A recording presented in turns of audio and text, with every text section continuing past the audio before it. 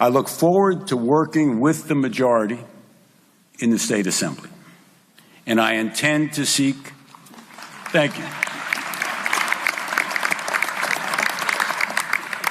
and I intend to seek common ground. But we are the minority, and we intend to speak clearly and loudly and respectively regarding policies that affect this state, and there are many. We are aware that one-party rule, whether in Washington or in New Jersey, can be extreme at times, and I submit that most people in the state of New Jersey are in the middle of the political spectrum, that most of you want us to be moderate and reasonable. In that vein, I would hope that all 80 members of this body would continue to enact serious fiscal reforms that are desperately needed to reduce our property taxes, and reforms that would make New Jersey more competitive.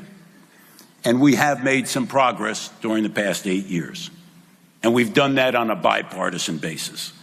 But much more work needs to be done. And these reforms will be painful, but they are necessary for the survival of this state. And look at some of the creative legislative ideas by Assemblyman DeMaio, Assemblyman Weber, Assemblywoman DeCroce, the affordable housing plans of Assemblywoman Schapese, and tax reduction ideas by Assemblywoman Hanlon. Now, on a separate issue, I speak for myself, and it is clear that Americans and New Jerseyans are frustrated with government. The process of government can be slow, cumbersome, and many times less than adequate. Yet, this should not lead us to attack the very institutions that have sustained democracy for hundreds of years.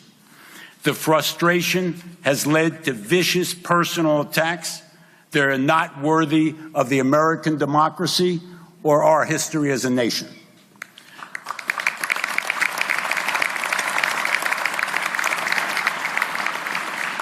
Tweets that hurl insults at each other do not solve complicated issues that face our state or our nation. And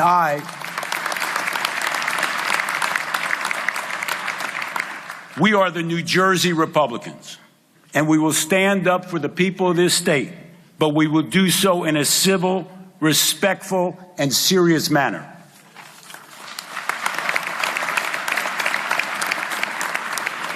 And those so-called journalists on cable television or on the radio who despise both Republicans and Democrats, I've got a message for them.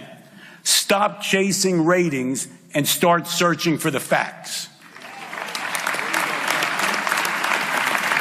And to you as one individual who is responding to a post on social media, and you do so with a vile, bitter, venomous, and hateful attack, I suggest you get some psychological help to find out what happened when you were growing up.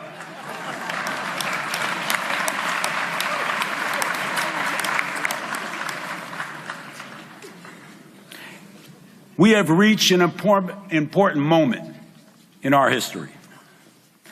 The reasonable and rational people of this state and this country must stand together and condemn bad behavior.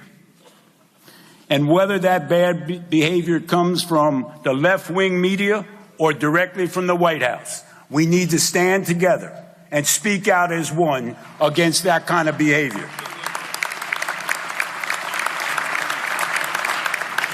We, the rational majority, must be louder and stronger, and we must not allow others to air their personal baggage to bring down our institutions that have been so important to the growth of our democracy.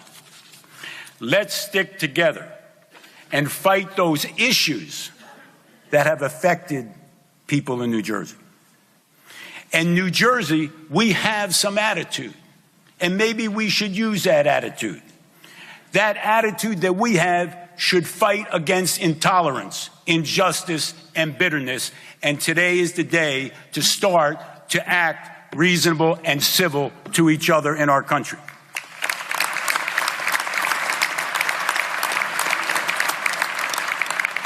Starting tomorrow, I intend to travel this state and rally the rational. Reach out to the reasonable, and I know you're out there. Whether you're Republican, Democrat, or Independent, I know you're out there. And I will find you and ask you to join with me, Republicans and Democrats, and work together, both majority and minority, as one people, one state, and one nation. God bless America.